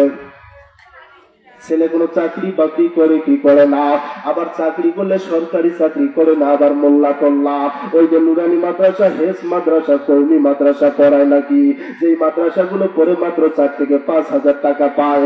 এই টাকা দিয়ে তো আমার মেয়েকে সুখে রাখতে পারবে না। কথা বলেন ঠিক কি না? এই চিন্তা করে কি করে না? খোদার কসম করে বলি, খোদার কসম, মাকের আওয়াজ যতদূর যায় ভালো করে শুনে নেন। আমি একজন কওমির সন্তান, কওমি মাদ্রাসা পড়েছি, বাবার লক্ষ টাকা খরচ করেছি। আজকে ওয়াজ মাহফিলে এসেছি, যখন রওনা দিছি মাকে বলছি, মা আজকে অমুক জায়গায় প্রোগ্রাম, আমি যাইতেছি। বলে, যা বাবা, দোয়া করলাম। আব্বাকে বলেছি, আব্বাও বলছে যা। প্রোগ্রাম করি, মাহফিল করি, যে 2-4 টাকা হাদিয়া পাই বাবার পকেটে দেই না, যে টাকা পাই নিজের পকেট চলতে চলে না। বাবাকে বলেছি, আব্বা আমাকে লেখাপড়া করিয়েছেন, এই আশা করিয়েন না যে আমার কর্মের টাকা দিয়ে আমি আপনাকে দেব আর আপনি বাজার করে খাবেন। এই সম্পদ আমার কাছে নাই, কিন্তু আমার কাছে এমন একটা সম্পদ আছে, যে সম্পদ আমি আপনাকে দিতে পারবো। সেই সম্পদটা দুনিয়ার কাজে লাগবে না, এই সম্পদটা কাজে লাগবে পরকাল জগতে। কথা বলেন ঠিক কিনা? আমি আজ মনে করি আমার ইলম কালাম তেমন নাই, যোগ্যতা নাই। বয়সের দিক দিয়ে তাকায় আমার চাইতে এখানে অনেক বয়সী লোক আছে, আছে কিনা? সম্মানের দিক দিয়ে তাকালে এখানে অনেক সম্মানিত লোক আছেন, যোগ্যতার দিক দিয়ে তাকালে অনেক যোগ্যতাবান লোক আছেন। কিন্তু আল্লাহ আমাকে এখানে বসাইছে আমার এই ইজ্জতের কারণে, সম্মানের কারণে। সেটা হলো একটাই, আমি আল্লাহর রাসূলের কোরআন শিখেছি, আল্লাহর রাসূলকে আমি ভালোবেসেছি, বিধায় আল্লাহ আমাকে সম্মান দান করেছেন। নিয়া আজকে এমন চাকরিওয়ালা খোঁজ, যেই চাকরি করে ঘুষের টাকা দিয়ে বেটা ঘুষ খেয়ে পেট লম্বা করে 70 টাকা প্রতিদিন মিথ্যাবাদী বলে দুনিয়াতে জাহান্নাম অর্জন করে নিজেও জাহান্নামী হচ্ছে, আপনার মেয়েকেও জাহান্নামী বানাইতেছে। আর আজ ওই চাকরি তুমি জামাই খোঁজো। কথা বলেন ঠিক কিনা? আজকে এই খোঁজে যে ছেলে কোনো সরকারি চাকরি করে কিনা, যদি করে তাহলে অ্যাকসেপ্ট, কবে বিয়ে হবে? ঘটকের দ্বারা পাঠায়, দেরি করা যাবে না। বিয়ের মধ্যে মানুষ গন্ডগোল করবে, দেরি করা যাবে না। বিয়ে যেন ভেঙে না যায়। কি চায়? কয় লাখ টাকা চায়, আমি তাকে যৌতুক দিতে রাজি। কি গাড়ি নিবে, আমি তাও দিতে রাজি। কিন্তু যদি খোদা না কাছটা মোল্লা টোল্লা হয়, বলে নাই, মোল্লার কাছে আমার মেয়ে দেওয়া যাবে না। এই মোল্লার কাছে দিলে মেয়েও সুখে থাকবে না, আর মেয়েও চিন্তা করে মোল্লার ঘরে বিবাহ করলে এটা তো বাইরেই উঠে দিবে না, সারা জীবন পুতুলের মতো ঘরে থাকতে হবে, বদ্ধ ঘরে থাকতে চাই না। এবার জগৎটা ঘুরে আমি দেখতে চাই, এই হুজুরের সাথে আমিও বিবাহ বসতে চাই না। কথা বলেন ঠিক কি না? কিন্তু আল্লাহ নবী কি কয়? আলী, তোমার ঢাল দুইটা নিয়ে দাও, মদিনায় বিক্রি করো, কিছু টাকা দিয়ে তুমি তোমার স্ত্রী ফাতেমার জন্য ছোলো, পাউডার, কিউটিস, লিপস্টিক যা কিছু লাগে সব কিনবা। অল্প কিছু টাকা লাগবা, যেই টাকা দিয়ে তুমি আমার মেয়ে ফাতেমার মহরানা শোধ করতে পারো। বলেন সুবহানাল্লাহ। আল্লাহ নবীর সাহাবী হযরত আলী রাদিয়াল্লাহু তাআলা আর দেরি করলেন না। হায়রে, আমি নবীর মেয়ে ফাতেমাকে বিবাহ করব, যেই নারীটা হবে সমস্ত জান্নাতি নারীদের সন্তানিনী, এই নারীকে আমি ছাড়বো না। আল্লাহর নবী সাহাবী হযরত আলী রাদিয়াল্লাহু তাআলা আনহু পোলা তরবারিখানা ঘাড়ের মধ্যে নিয়ে, ঢালখানা হাতের মধ্যে নিয়ে ওই যে মদিনার বাজারের দিকে দৌড়ায় হঠাৎ করে দেখে উসমান, হযরত উসমান রাদিয়াল্লাহু তাআলা আনহু রাস্তার মধ্যে দাঁড়িয়ে আছেন। ওই উসমান রাদিয়াল্লাহু তাআলা আনহু কারকে বলে, ভাই আলী, ও আলী, তুমি কোন দিকে দৌড়াইতেছো রে আলী? আজকে কি কোন যুদ্ধের ময়দান কায়েম হয়ে গেছে নাকি? আল্লাহর নবী কোন ভাষণ দিয়েছে নাকি যুদ্ধ করার জন্য? এমনি ঢাল নিয়ে, তরবারি নিয়ে কোন দিকে দৌড়ায়? আল্লাহর নবী সাহাবী আলী ডাক দেয়, ওসমান ভাই, এই খোলা তরবারি নিয়ে আমি যুদ্ধ করার জন্য চাইতেছি না, কোন যুদ্ধের ময়দানে চাইতেছি না। এই তরবারিখানা আমি বিক্রি করব, এই ঢালখানা আমি বিক্রি করব, নবীর মেয়ে ফাতেমার মহরানার জন্য বিক্রি করে তার জন্য পাউডার, কিউটিস আমি কেনার জন্য যাচ্ছি। বলেন সুবহানাল্লাহ। আল্লাহর নবীর সাহাবী শেষ করে দেই, অনেক আলোচনা করছি। কতক্ষণ? হুজুর আসে পর্যন্ত চলবে, অনেক সময় হয়েছে, প্রায় 10:30 হবে। আমার সময় কিন্তু শেষ, চলবে ইনশাল্লাহ। একটা তাকবীর দেন, নারায়ে তাকবীর, নারায়ে তাকবীর, আল্লাহু আকবার। শক্তি জোগাইলাম, চিন্তা করেন না যে হুজুর মরে যাবে না। আমি একটু বুড়া বক্তা না, যেখানে চিল্লেলে এইভাবে চলে ইনশাল্লাহ চলতে থাকবে ইনশাআল্লাহ। দোয়া করবেন। আল্লাহর নবী সাহাবী হযরত উসমান মনে মনে চিন্তা করে, হায় রে, নবীর মেয়ে ফাতেমা, হযরত উসমান রাদিয়াল্লাহু তাআলা আল্লাহর নবীর জামাই, কি বলেন, জুন্নুরাইন যাকে বলা হয়। আল্লাহর নবী 2টা মেয়েকে বিবাহ করেছেন, এই জন্য বলা হয় জুন্নুরাইন। আল্লাহর নবী সাহাবী হযরত উসমান মনে মনে চিন্তা করে, আলী, তুমি তো সাধারণ কোনো ব্যক্তি না, আজ থেকে তুমি হয়ে যাবে আমার ভাইরা।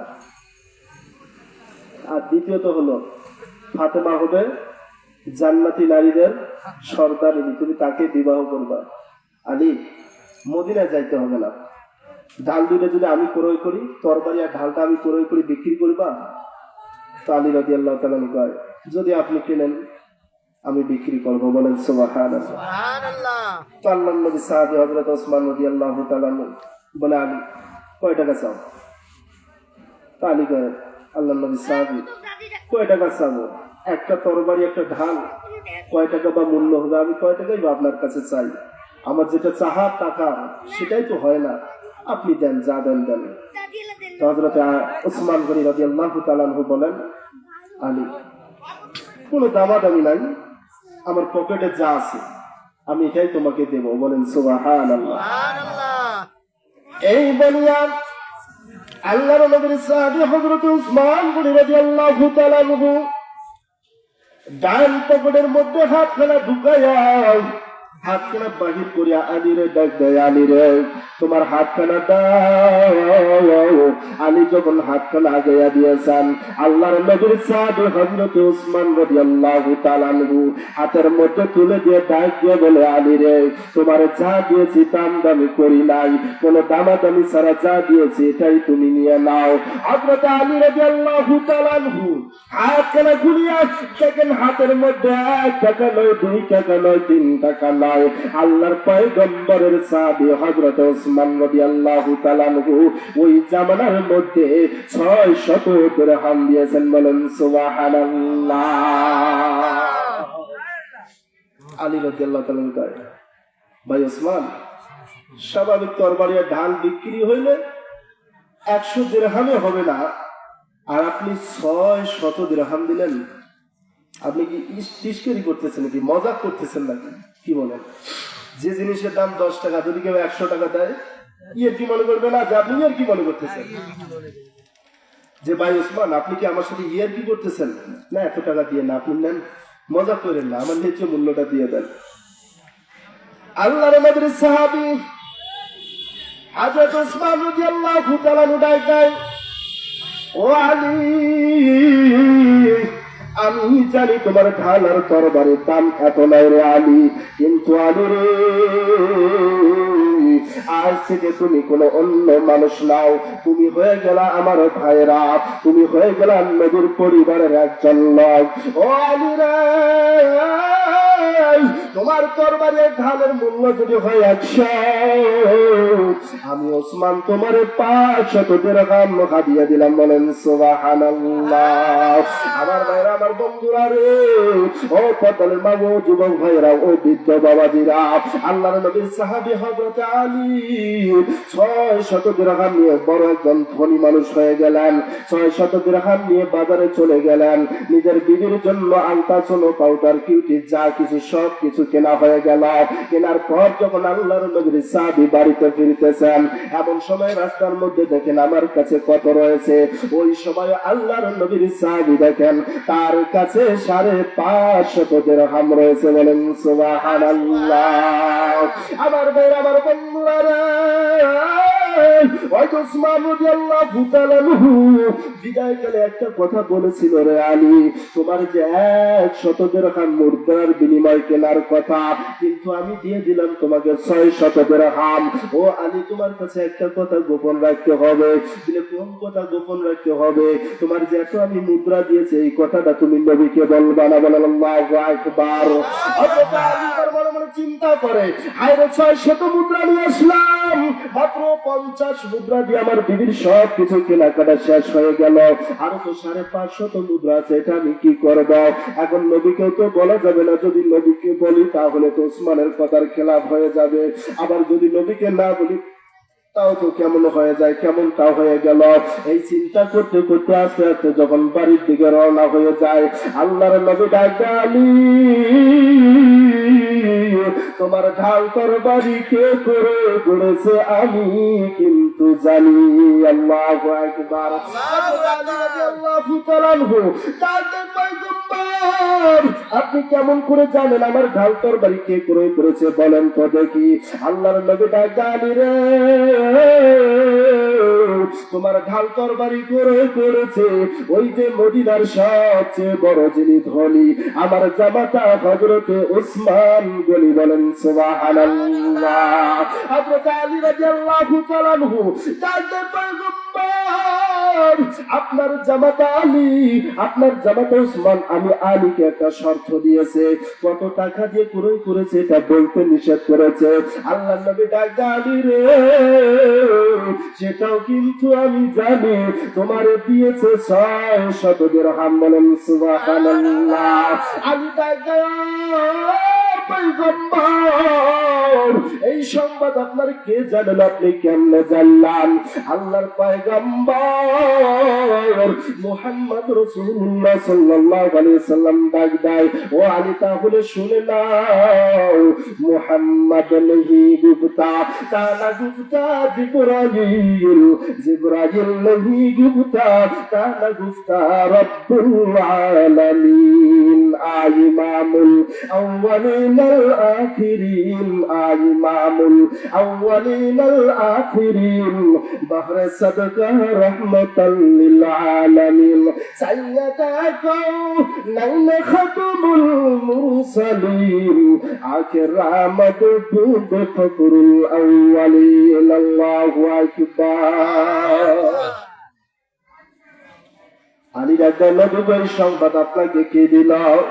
নবী ডাক্তার আলী রে, যখন তোমার সাথে কেনা বেচে হইতেছিল, আমার আল্লাহর বড় মহব্বত, আমার আল্লাহর বড় দয়া লেগেছে আলী। আমার আল্লাহ জিবরাইলকে স্বয়ং পাঠিয়ে দিয়েছে, ও জিবরাইল যাও যাও যাও, নবী ফাতেমার বিবাহ হবে, আলী বিবাহ করবে। আলী আজকে একটা ঢাল একটা তরবারি নিয়ে বিক্রি করার জন্য যাচ্ছে। ও জিবরাইল, আলী ঘর থেকে বিরা পর্যন্ত মদিনা শহর যাইতে যে সময়টা লাগবে, পুরো সময়টা তুমি ক্যামেরা লাগাইয়া ভিডিও করবা। বলেন সুবহানাল্লাহ। ও জিবরাইল, ভিডিও করে শেষ করবা না রে জিবরাইল, এই পুরো ভিডিও খান আমার পয়গম্বর মুহাম্মাদের কাছে পাঠাইবা। আমার মুহাম্মদ আমার দোস্ত, প্রিয় দোস্ত, তার মেয়ের বিবাহের সরঞ্জাম তার জামাতা ক্রয় করার জন্য যাচ্ছে। সব করঞ্জা ক্রয়ের ভিডিও দেখে আমার পয়গম্বরের মনটা খুশি হয়ে যাবে। বলেন সুবহানাল্লাহ। ও আলী রে, তুমি ঘর থেকে বাইর হওয়া পর্যন্ত উসমানের সাথে তোমার যে লেনদেন হয়েছিল, যা কথা হয়েছিল, সব কথা জিবরাইল আমি মুহাম্মদকে বলে দিয়েছেন। বলেন সুবহানাল্লাহ। এইবার আলী রাদিয়াল্লাহু তাআলা, পয়গম্বর আপনি বলেছেন আমি সব কিছুর ব্যবস্থা করেছি, এবার আপনার মেয়ের সঙ্গে আমার বিবাহটা দিয়ে দেন। পয়গম্বর ডাকে, ও সাহাবীরা আমার আলীর সঙ্গে আমার ফাতেমার বিবাহ হবে। বিবাহ হয়ে গেল, সব হয়ে গেল। এইবার মেয়েকে বিবাহ হওয়ার পর বাবা যখন বিদায় দিবে, হযরত ফাতেমার হাতখানা ধরিয়া ডাক দেয়, ফাতেমা রে, আজকে তোমাকে আমি ছোট থেকে মায়ের মতো লালন পালন করেছি রে ফাতেমা। ও ফাতেমা, আজকে ঘর থেকে তোমাকে বাহির করে দেব গো মা। আমি নবীর এই শক্তিটা নাই, কথা বলেন ঠিক কিনা? কারণ নবীর মা যখন দুনিয়া থেকে বিদায় নিয়েছেন, আমার নবী মেয়েকে মেয়ে হিসেবে মনে করতো না, আর ফাতেমা নবীকে বাবা হিসেবে মনে করতো না। সব সময় নবীজি ঘরের মধ্যে আসিয়া ডাক দিয়ে বলতো মা বলে সম্বোধন করত। আল্লাহর নবী মেয়েকে মা বলে তাকে মায়ের সাধনা গ্রহণ করত। ওই নবী যখন ফাতেমাকে বিদায় দিবে, ডাক দেয়, ফাতেমা রে, আজকে তুমি আমার ঘর থেকে তুমি অন্য ঘরে চলে যাইবা গো মা। আমি তোমাকে জান্নাত দিতে পারবো না, আমি তোমাকে জান্নাতের সার্টিফিকেট আমি দিতে পারবো না, তুমি একজন সতী নারী হইবা, এই সার্টিফিকেট আমি দিতে পারবো না। ও মা গো, ভালো করে কান কেনা পাতিয়ে শুনে নেন গো মা। নবীরা যে ফাতেমারে, তুমি তোমার স্বামীর ঘরে আলীর কাছে যাইবা, যদি তুমি আলীর খেদমত করতে পারো, আলীর যদি মন খানা জয় করতে পারো গো মা, দুনিয়া থেকে তুমি জান্নাত অর্জন করে যাইবা। বলেন সুবহানাল্লাহ। নবী যখন তার মেয়েকে বিবাহ দিল, বিবাহ দেওয়ার পর কিছুদিন চলে গেল, আল্লাহর নবীর মেয়ের ঘরের মধ্যে দুইটা সন্তান চলে আসলো। হযরত হাসান আর হুসাইন যখন চলে আসলো, আল্লাহর নবী একদিন রাস্তায় রাস্তায় দাওয়াত দিতেছিলেন। দাওয়াত দিতে দিতে হঠাৎ করে মনে করলো, আরে আমার মেয়েটার ঘরের মধ্যে যাই, একটু ঘরটা দেখি কি অবস্থা আছে, তার পরিবারের কি অবস্থা একটু দেখতে যাই। অবদালের মা, মাইকের আওয়াজ যতটুকু যাই গো মা, একটু কান পাতিয়ে ভালো করে শোনেন গো মা। আল্লাহর নবী এক পা দুই পা আস্তে আস্তে হেঁটে হেঁটে যখন বিশ্ব নবীর মেয়ে ফাতেমার বাড়িতে আগমন করলেন, বাড়ির গেটের মধ্যে যাইয়া রহমতে আলম সাল্লাল্লাহু আলাইহি ওয়াসাল্লাম করুণ সুরে একটা ডাক দিলেন, মা গো মা, ও মা ফাতেমা তুমি কি বাড়িতে আছো? আওয়াজ ডাক দিলেন, কোনো আওয়াজ আসলো না। আবার নবীজি একটা ডাক দিলেন, কোনো আওয়াজ আসলো না। আবার একটা ডাক দিলেন, কোনো আওয়াজ আসলো না। এইবার ফাতেমা ঘর থেকে চিন্তা করেন, আমার বাবা তিনবার ডাকলো, তিনবার ডাকের আমি উত্তর দিলাম না। যদি আজকে আমার বাবা আমার বাড়ি থেকে চলে যায়, আমার বাবা তো বড় কষ্ট নিয়ে চলে যাবে। না না, এটা হইতে দেওয়া যায় না। ঘর থেকে মেয়ে ফাতেমা ডাক দেয়, বাবা আপনি আপনার মেয়ের বাড়িতে আছেন দেখা করার জন্য গো বাবা। ও বাবা গো, আমি মেয়ে হয়ে আপনি বাবার সামনে দাঁড়াবো, এই দাঁড়ানোর মতো পড়লে আমার কাপড় নাই গো বাবা। আমি ঘরের মধ্যে ঢুকছি গো বাবা, আমার পরনে এমন কোন কাপড় নাই যে কাপড় পরিধান করে আমি বাবার সামনে দাঁড়াবো। ও মা গো মা, আজকে বর্তমান জামানার মধ্যে এমন কোন মা যে স্বামীর ঘরে যাইয়া তুমি পোশাকটা পরবা, পরনের মধ্যে এমন কাপড় নাই কোন ঘরের মধ্যে আছে? দুনিয়ায় খুঁজে পাওয়া যায়? আছে কোনো ঘর নাই। তারপরে দেখবেন এই মা জাতিরা কি বলে জানেন? ঈদ আছে সামনে, তো ঈদুল ফিতর আসতেছে। ঈদুল ফিতরের মধ্যে একটা বায়না ধরেছে, আমাকে নতুন শাড়ি কিনে দিতে হবে। যদি নতুন শাড়ি দিতে না পারো, ওই মা জাতি কি বলে জানেন? বলে তোমার ঘরে আসি আমি শান্তি পাইলাম না। ওই মা বলে তোমার ঘরে আসি শান্তি পাইলাম না। একটা কাপড়ের কারণে গো মা পুরা ঘরটার তুমি অশান্তি বানাইলা। তোমার জান্নাতের মানুষটারে তুমি অসন্তুষ্ট করে দিলা। ও মা, দুনিয়াতে শাড়ি পরে থাকবা, কিন্তু কবরে গিয়ে তোমার জান্নাত নসিব হবে না। কথা বলেন ঠিক কিনা? ফাতেমা পড়লে কাপড় নাই, ঘরের মধ্যে ডাকে বলে, বাবা গো আপনার সামনে দাঁড়াবই, পরনে আমার কোনো কাপড় নাই, আমি আপনার সামনে কি নিয়ে দাঁড়াইতে পারি? নবীজি দুই চোখের পানি ছেড়ে কান্দার বলে, মা গো আমি নবীর তো বাবা নাই, আমি নবীর তো মা নাই, আমি নবী বড় দুঃখী। কিন্তু মা যখন তোর ঘরের মধ্যে আসি তোর দুঃখ দেখে আমি নবী সহ্য করতে পারি না। আল্লাহ নবীর গায়ের মধ্যে একটা চাদর ছিল, চাদরখানা দরজার ফাঁক দিয়ে ঢেল দিয়া আল্লাহর নবী ডাকতেন, মা গো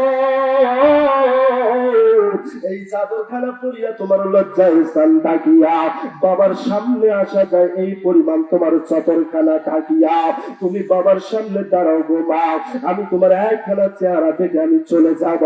কিতাবের মধ্যে এসেছেন হযরতে ফাতেমা যখন বাবার সামনে দাঁড়াবেন, দরজাখানা খুলিয়ে নবীর সামনে দাঁড়াইছেন, আল্লাহর নবী একবার চক্ষু দিয়ে তাকায় দুই চোখের পানি ছেড়ে কান্না শুরু করে দিয়েছেন।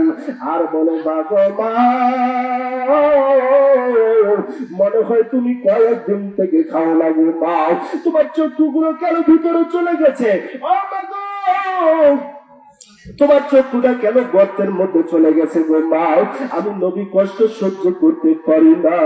ফাতেমা ডাক দেয়, বাবা গো তোমার মেয়ের বড় কষ্টটা তোমার কাছে কষ্ট লাগলো, কিন্তু এর চাইতে আরো বড় একটা কষ্ট আছে, যেই কষ্ট তুমি সহ্য করতে পারবা না। নবী আরো চমকে গেলেন, হায় রে হায়, এর চাইতে আরো বড় কোন কষ্ট যেটা আমি সহ্য করতে পারবো না? নবী ডাক দেয়, ফাতেমা কোন কষ্ট আমাকে বলতে হবে?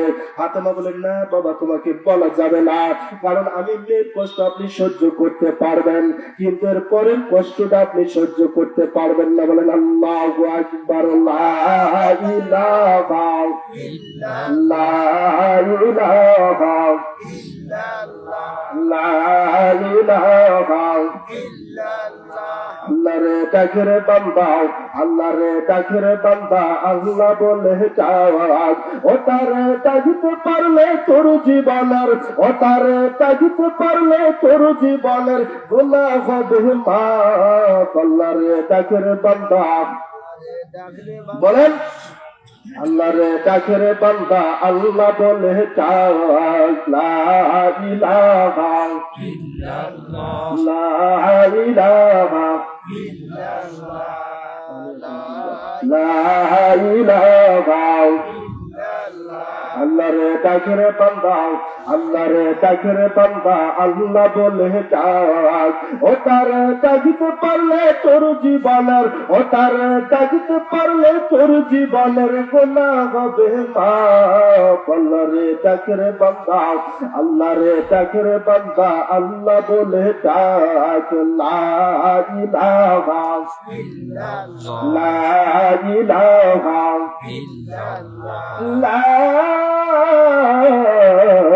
ইলাহা ইল্লাল্লাহু মুহাম্মাদুর রাসূলুল্লাহ। সকলে বলি সাল্লাল্লাহু আলাইহি ওয়াসাল্লাম।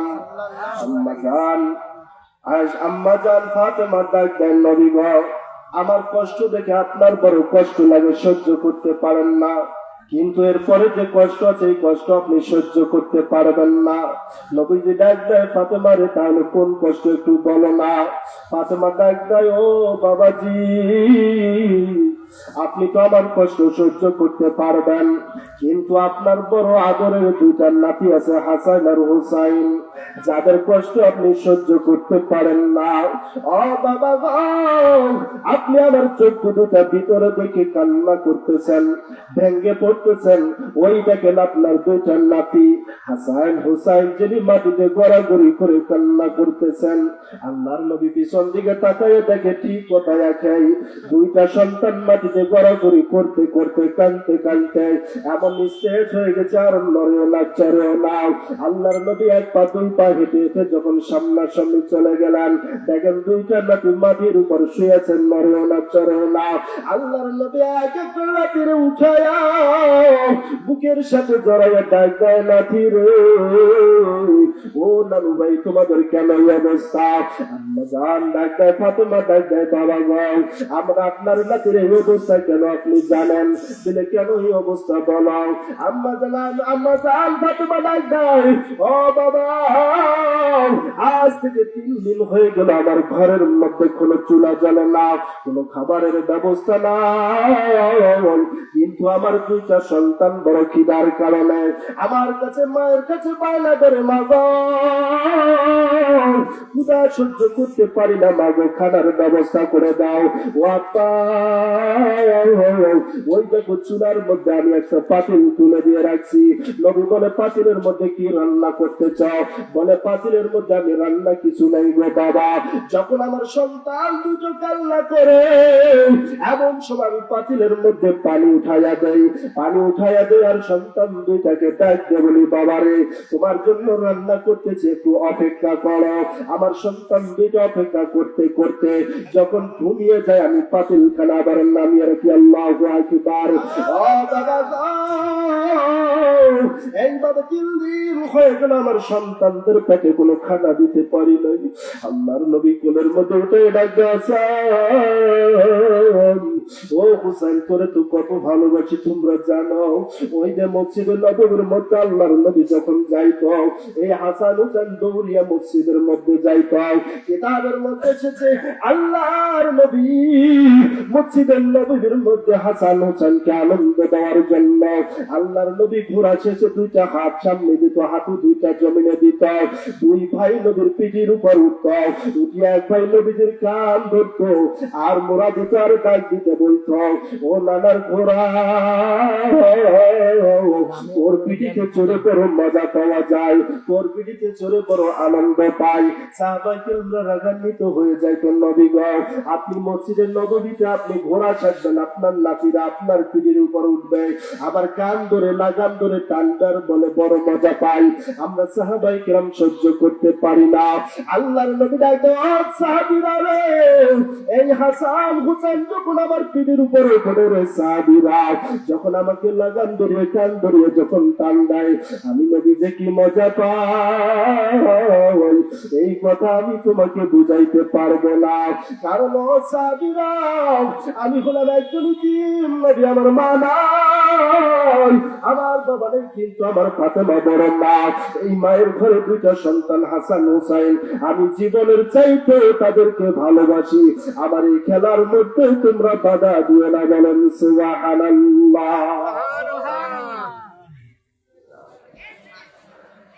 আল্লাহ নবী ডাক দেয়, ও সাহাবীরা বাধা দিও না, সেই হাসান হোসেন না গ্যাস কয়েকদিন যাবত আছে। ফাতেমার ডাক দেয়, ও ফাতেমা, আজকে হাসান হোসেন 3 দিন থেকে খায় না। হাসান হোসেনের মুখে তুমি পানিও দিতে পারো না, একটা খেজুর খাওয়ায় তো পানি দিতে পারতাম। ফাতেমা 2 চোখের পানি ছেড়ে দেখবে, বাবা গো, আপনার মেয়ে ফাতেমার ঘরে একটা খেজুরও নেই যে আপনার সন্তানের, আমার সন্তানের মুখের মধ্যে উঠিয়ে দেব। ও পদ্মালের মা, গভীর মানুষ শোনেন গো মা, আজকে কোন রঙে তুমি রঙিন হইলা গো মা, আজকে কোন সমাজকে তুমি গ্রহণ করলা গো মা, একটু সাহাবায়ে কিরামদের নমুনা গ্রহণ করেন না। আল্লাহর নবীর মেয়ে ফাতেমার আদর্শবান যদি হও গো মা, আল্লাহর নবীর মেয়ে ফাতেমার সঙ্গে তোমাদের জান্নাত হয়ে যাবে, বলেন সুবহানাল্লাহ। যদি মেয়ের সাথে, নবীর মেয়ের সাথে যদি জান্নাতে যাইতে চাও, তাহলে নবীর মেয়ে ফাতেমার আদর্শকে গ্রহণ করে নাও। সম্মানিত হাজিরিন, আমি বলতেছিলাম কোথায় আলোচনা ছাড়ছিলাম, কেমন আছেন? কোথায়? মাশাআল্লাহ, আমার একটা সুলতা হলো আছে। মাশাআল্লাহ, আল্লাহ কবুল করুন, বলেন আমিন। জিবরাইল আলাইহিস সালাম কবরের মাঝে সালাম দিয়ে, কুম ইয়া হাবিবার রহমান, আল্লাহর নবী বলেন, ইয়া রাসূলুল্লাহ ওঠেন। আল্লাহর নবী উঠবে, চোখে থাকবে পানি, ওয়া বকি ওয়া বকি ওয়া কুমু ওয়া বকি। আল্লাহর নবী দাঁড়াবেন, চোখে পানি নিয়ে কাঁদতে কাঁদতে। আল্লাহর নবী ডান পাজরে থাকবে কাদর, কাদা মাখা, জামা ভিজা। জিবরাইল জিজ্ঞাসা করলেন, ইয়া রাসূলুল্লাহ, আপনার ডান পাজরে কাদা মাখা দেখতেছি, কারণটা কি? বিশ্বনবী ডাক দিলেন, 2 চোখের পানি ছেড়ে কান্না করবেন একদিন, ভাই জিবরাইল, 63টা বছর উম্মতের জন্য কেঁদেছি, তায়েফের ময়দানে পাথরে মার খেয়েছি, এই উম্মতের জন্য বাবার জন্মভূমি ত্যাগ করেছি, উহুদের ময়দানে দান শহীদ করেছি, 63টা বছর কষ্ট করে কবরে শুয়ে উম্মতকে আমি ভুলি নাই, এই উম্মতের জন্য কাঁদতে কাঁদতে আমার কবরটাকে কাদা বানিয়েছি, বলেন সুবহানাল্লাহ। জিবরাইল আলাইহিস সালাম বলেন, ইয়া রাসূলুল্লাহ, আল্লাহ আপনাকে পাঠিয়েছেন আপনাকে নিয়ে যাওয়ার জন্য, চলেন। আল্লাহ হাসরের ময়দান কায়েম করেছে, আল্লাহ বিচারের আসনে বসেছে, আপনাকে নিয়ে যাইতে বলেন, নিয়ে যাইতে বলেছে, চলেন। আল্লাহর নবী যাবেন, এইরকম সিংহাসন থাকবে, আল্লাহর নবীর জন্য একটা আসন থাকবে, মাকামে মাহমুদ। এই মাকামে মাহমুদের মধ্যে একটা চেয়ার থাকবে আল্লাহর নবীর বসার জন্য।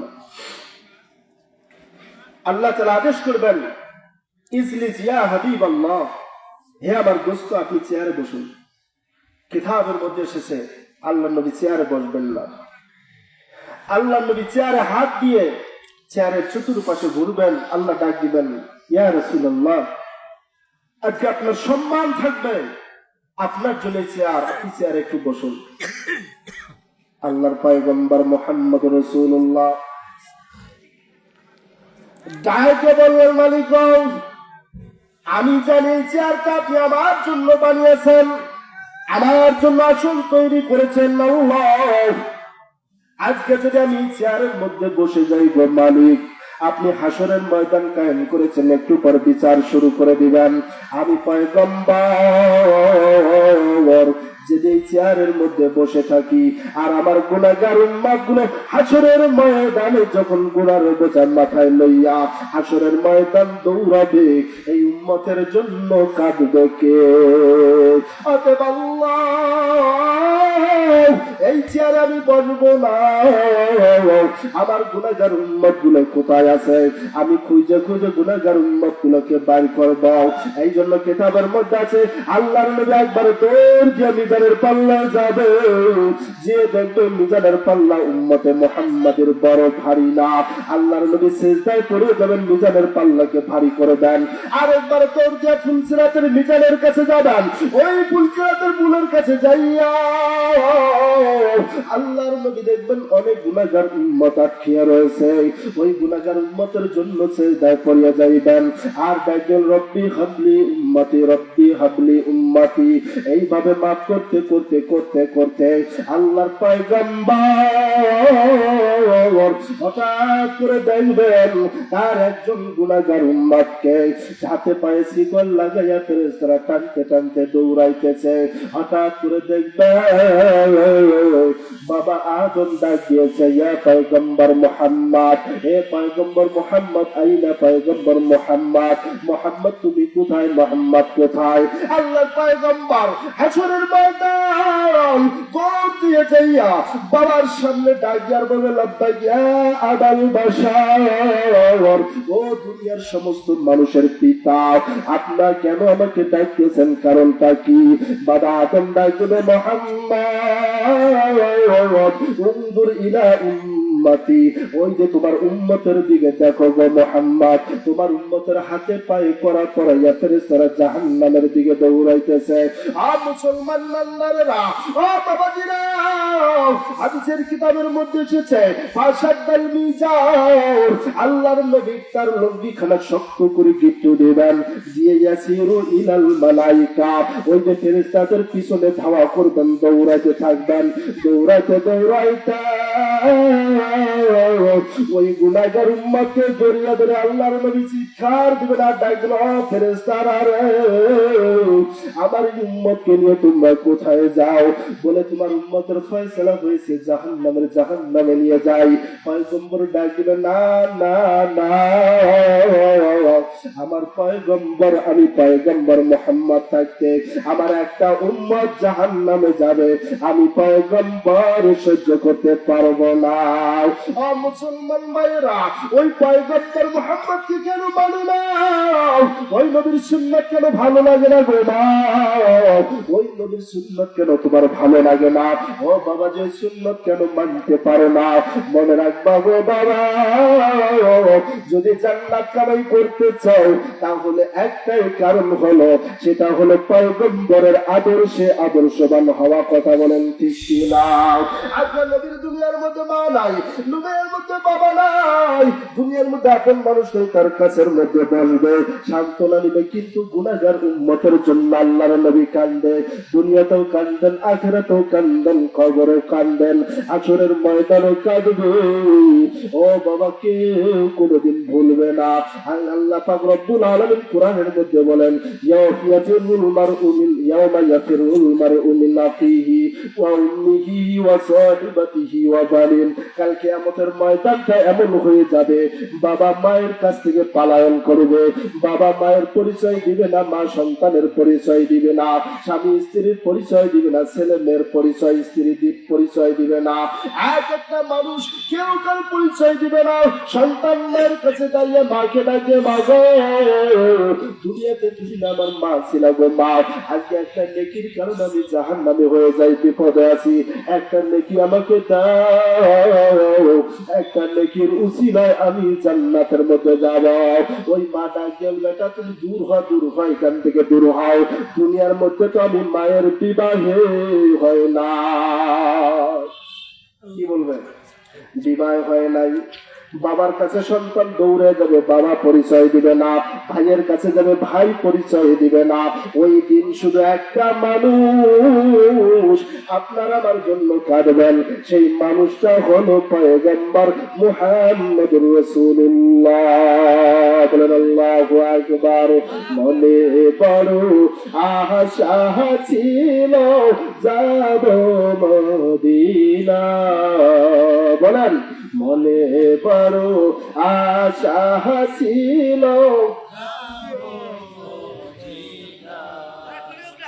মনে বড় আশা ছিল যাব মদিনা, সালাম আমি করবাহ গিয়ে, সালাম আমি করবাহ গিয়ে নবীজির রওজায়, মনে বড়, বলেন বলেন, মনে বড়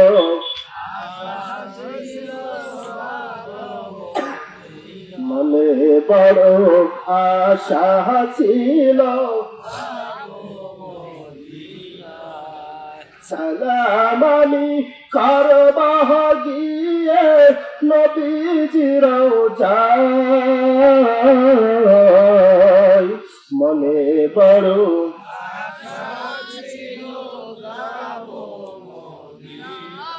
আরব সাগর পাহাড়ি দিব নাই তো আমার কাহরি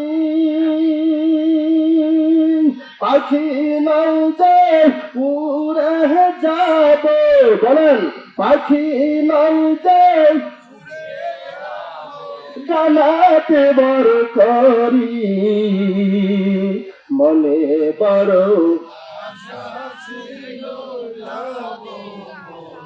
মনে বড় আশা ছিল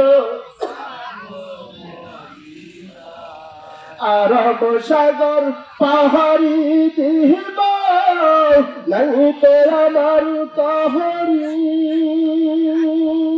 পাখি নাই যে উড়ে যাবে পাখি নাই যে